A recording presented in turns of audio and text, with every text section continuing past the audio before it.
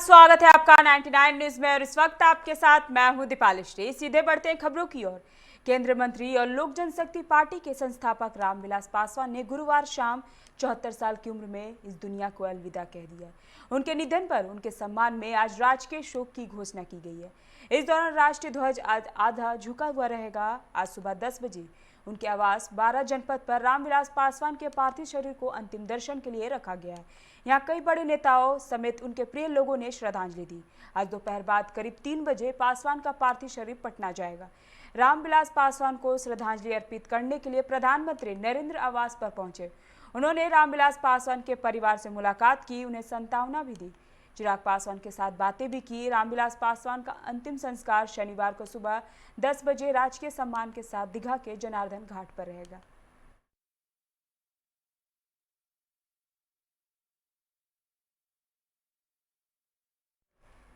बिहार में चुनावी सभाओं में अब 100 से अधिक लोग शामिल हो सकेंगे। गृह मंत्रालय ने बिहार विधानसभा चुनाव और अन्य राज्यों में उपचुनाव को ध्यान में रखकर चुनावी सभाओं में 100 से अधिक लोगों के शामिल होने की अनुमति दे दी है। हालांकि यह छूट कंटेनमेंट जोन के बाहर होगी। खास बात यह है कि राज्य सरकार 15 अक्टूबर के पहले कभी भी इसकी अनुमति दे सकती है। यह छूट उन विधानसभा और लोकसभा क्षेत्रों में दी जाएगी जहां चुनाव हो रहे हैं।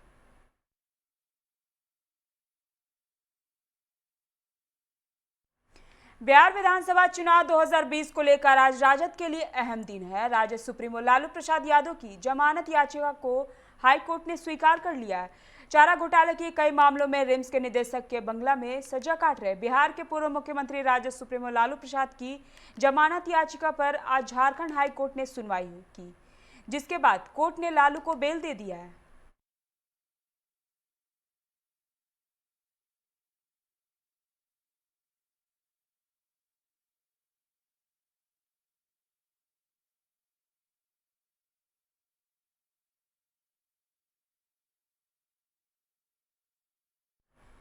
राजद अध्यक्ष लालू प्रसाद यादव को चारा घोटाले की चाईबासा कोषागार से जुड़े मामलों में जमानत तो मिल गई है, लेकिन बिहार विधानसभा चुनाव तक वे जेल से बाहर नहीं आ पाएंगे।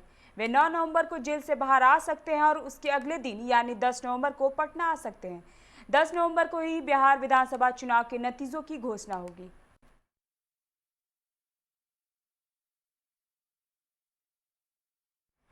देश में अब कुल कोरोना संक्रमितों की संख्या 69,06,000 के पार पहुंच चुकी है। इनमें से 1,06,490 लोगों की मौत हो चुकी है।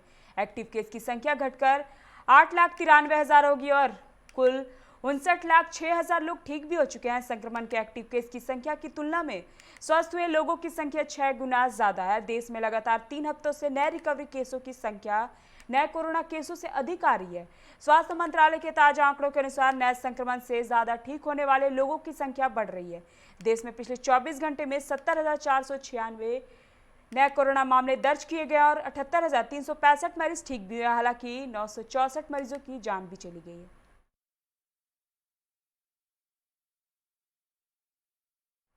झारखंड में कोरोना के कुल मामले बढ़कर अब 90,486 हो गई है। हालांकि इनमें 80,439 मरीज स्वस्थ भी हो चुके हैं, जहां 784 नए कोरोना संक्रमित की पहचान हुई है। वहीं इससे काफी अधिक 1,263 मरीज स्वस्थ भी हुए हैं।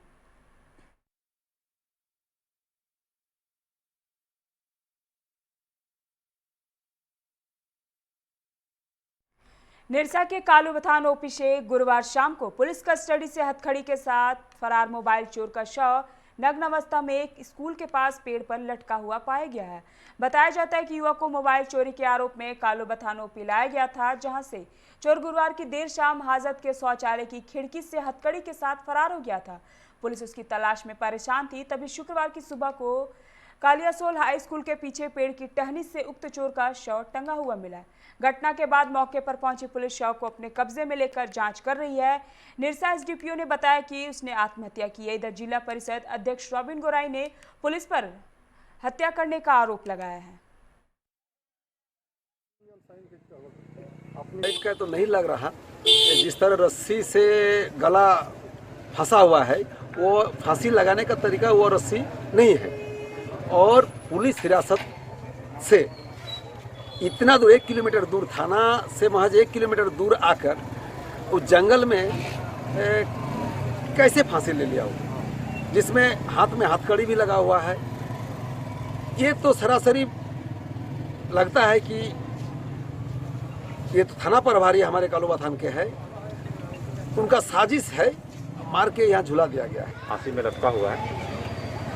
अभी और अग्रिम जांच पड़ताल के बाद ही आगे हम कुछ बता पाएंगे। सर कुछ प्राथमिक संबंध में आ रहा है क्या, किस तरह से घटना हुई, सुसाइड है या कुछ हत्या का अंदेशा, ऐसा कुछ क्या प्रथम दृष्टया क्या प्रतीत हो रहा है सर, जब आप पहुंचे मौके पर? अभी प्रथम दृष्टया तो सुसाइडल ही लग रहा है, लेकिन और अब हम लोग इसको बढ़िया से इसको जांच पड़ताल करने के बाद क्लियर हो।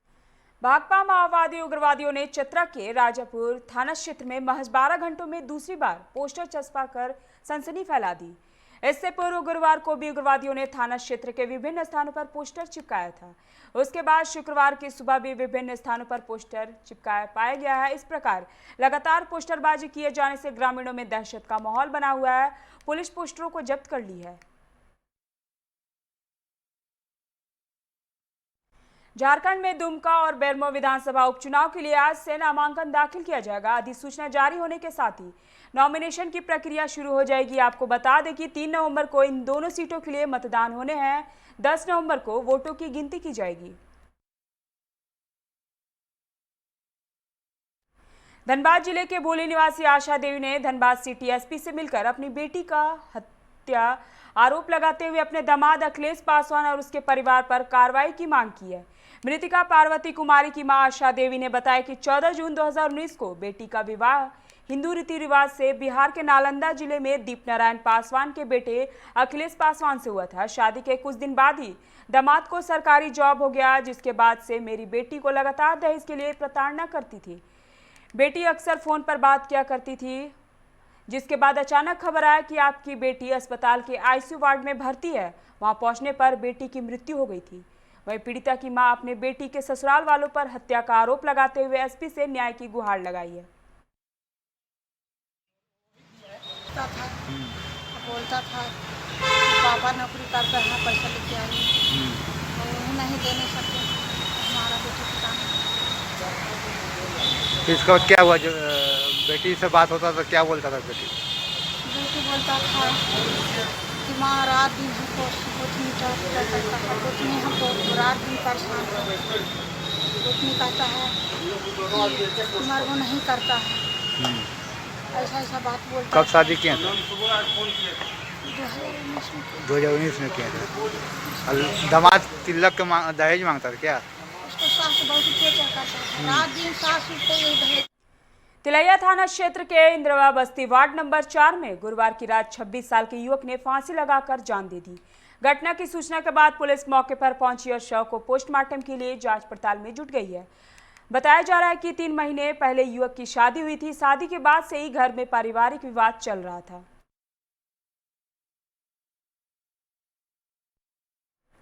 चाईबासा के मनोहरपुर के तरतरा गांव में ग्रामीण विकास विभाग द्वारा सड़क निर्माण में अनियमितता का ग्रामीणों ने जमकर विरोध किया।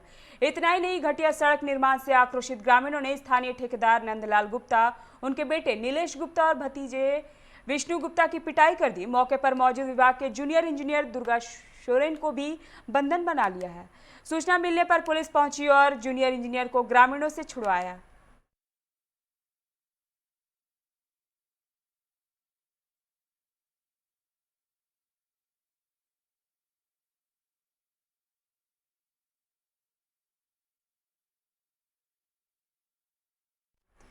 धनबाद के बीसीसीएल लोधना क्षेत्र के जिनागोड़ा लोडिंग पॉइंट से चोरी का कोयला टपा रहे 2 हाइवा को स्थानीय कर्मियों ने पकड़ा है। साथ ही मौके से 4 लोगों को पकड़कर अलगडीहा ओपी को सौंप दिया गया है। बताया जा रहा है कि बीती रात लोडिंग पॉइंट से 2 हाइवा अवैध रूप से कोयला लेकर पार कर रहे थे। इसी दौरान ऑपरेटर ने बंगाल नंबर का हाइवा देखकर उसे रोका और मामले की सूचना स्थानीय कर्मचारी प्रवीण मेहता और सीआईएसएफ जवान सीपी तिवारी को दी। कोयला लोड कराने आए 4 बाइक सवार लोग खुद को पकड़े जाने की भय से वहां से भागने में सफल रहे। इसी बीच मौके से ड्राइवर समेत वहां सभी पकड़े गए हैं। पुलिस और सीआईएसएफ पूरे मामले की छानबीन में जुटी हुई है। के गाड़ी हम इन करके अंदर घुसाए, वही करीब 15-20 गाड़ी था। तो एक ड्राइवर आके हमको बोल रहा है कि भैया 2 गाड़ी वेस्ट बंगाल के अंदर में है। तो मैं गया तो मैं देखा कि 2 गाड़ी अंदर में है, तो मैं जाके CICF को, जो उधर जो बैरियर लगा हुआ है वहाँ पे मैं जाके CICF को मैं सूचना दिया। बस मुझे इतना ही पता है सर। लोडिंग बाबू खबर किया कि 2 गाड़ी पकड़ाया है जो कोयला लेने के लिए आया था अवैध रूप से, जिसके सूचना पर हम वहाँ पर आए डिपो में मिल करके जब जगह वगह देख करके तब फिर यहाँ थाना में आए। तो इसकी सूचना थाना को दिया आप सर लिखित? नहीं, अभी दिए नहीं है, अब दे देंगे। लिख सर, रहे ये हैं। WB बंगाल नंबर गाड़ियाँ हैं, डिपो में पाई गई, और वहाँ बताया जा रहा है कि बिना परमिशन के का कैंप भी है, उसके बाद भी अंदर गाड़ी चली गई। अब जबरदस्ती घुस गया तो पकड़ा गया, तो आखिर उसका पासिंग नहीं मिला तो पकड़ा गया। पासिंग का नंबर आता है। आपके प्रोजेक्ट में सर इन करने के लिए चेक पोस्ट है, उसके बावजूद भी कोई गाड़ी अगर आपके कैंपस के अंदर आता है तो इसकी जिम्मेवारी कौन लेगा? कैंपस में आएगा तो मेरा जो बाबू वहाँ बैठता है वो तो पकड़ेगा ना उसको, उसका नंबर है उसके पास, हम लोग पास गाड़ी जितना चलती है उसका पासिंग नंबर है। एक खाली गाड़ी कोल डंप में घुसी थे, जिसे CISF वहाँ के CISF के द्वारा पकड़ी गई है, वो थानों को सौंपा गया, उस पर जांच की जा रही है और जो भी है अग्रतर कानूनी कार्रवाई की होगी। कुल्टी थाना क्षेत्र के लाल बाजार के रहने वाले मदन लाल हिला ने तपन मालिक नामक लोन एजेंट पर 3 लाख की फर्जी निकासी का मामला दर्ज करवाया है। मदन लाल ने बताया कि उन्हें दुर्गापुर के एक एजेंट ने होम लोन के बारे में समझाया था। इधर बिना फाइनेंस रकम मिले ही उनके बैंक खाते से इंटरेस्ट कट रहा था, तो उन्होंने बैंक में जानकारी ली तो उनका 3 लाख NFT करके यूको बैंक बिसलगढ़ में ट्रांसफर किया जा चुका है। जांच में पता चला कि लोन एजेंट तपन मालिक ने अपने अकाउंट में गलत तरीके से पैसा ट्रांसफर किया है। पुलिस जांच कर रही है। तो हम देखे मेरे पास अकाउंट में ट्रांसफर हुआ, लेकिन हमको पता नहीं था, ये चीज़ हमको पता नहीं था। क्या पता नहीं था? ये NFT हुआ जो मेरा।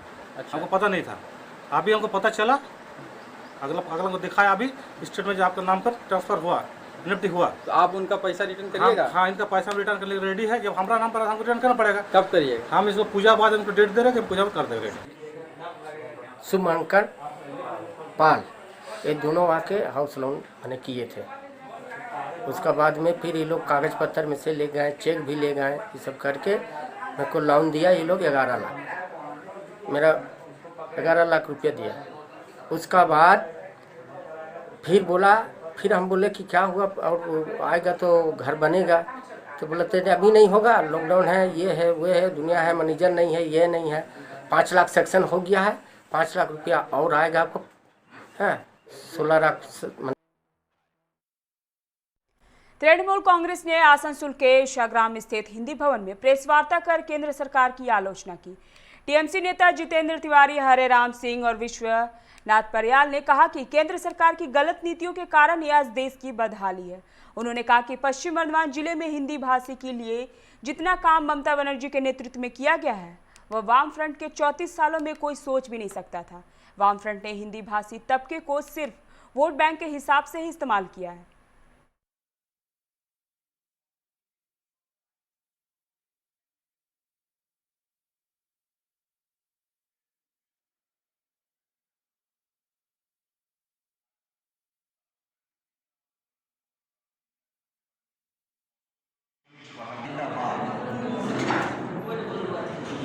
पंजाब में पहला बार हायर एजुकेशन के लिए 2 कॉलेजेस हुए। हम लोगों की तरफ से धन्यवाद। आज যে বিষয়গুলো নিয়ে আজকে কিছু কথা বলার আছে সেটা বলার জন্য আমাদের দলের কোঅর্ডিনেটর এবং কয়লা খাদান শ্রমিক কংগ্রেসের মহামন্ত্রী श्री हरिराम सिंह का रिक्वेस्ट करो। बिहार विधानसभा चुनाव के दूसरे चरण के 94 विधानसभा क्षेत्रों में शुक्रवार से नामांकन की प्रक्रिया आरंभ हो जाएगी। दूसरे चरण के विधानसभा क्षेत्रों में 16 अक्टूबर तक नामांकन पत्र दाखिल किया जाएगा। नामांकन पत्रों की जांच 17 अक्टूबर को की जाएगी। इस चरण के लिए 3 नवंबर को मतदान कराया जाएगा। इधर गुरुवार को राज्य की 71 विधानसभा क्षेत्रों में नामांकन की प्रक्रिया पूरी हो जाएगी। आज से नामांकन पत्रों की जाँच की जाएगी।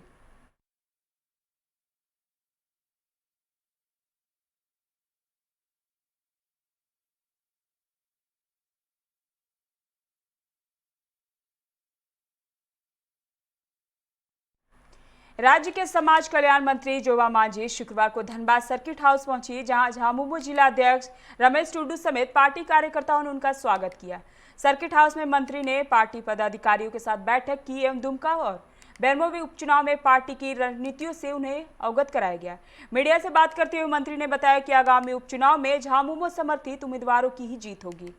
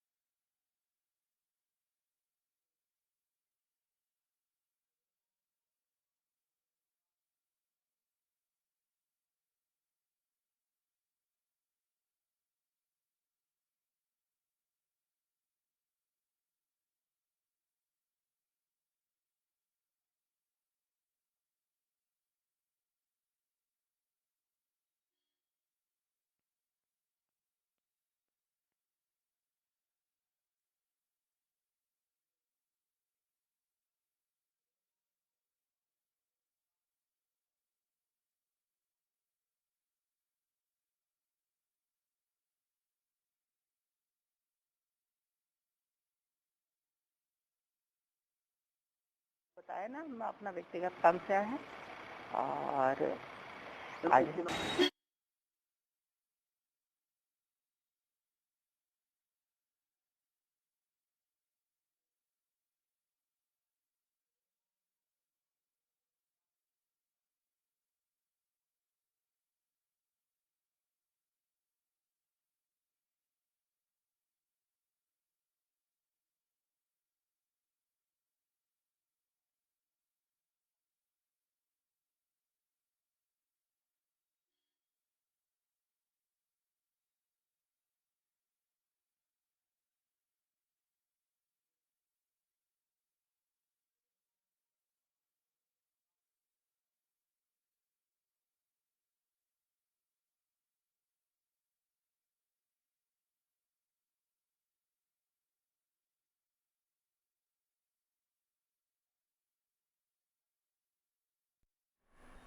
अभी के बुलेटिन में फिलहाल इतना ही। तमाम खबरों के लिए आप बने रहे 99 न्यूज के साथ। नमस्कार।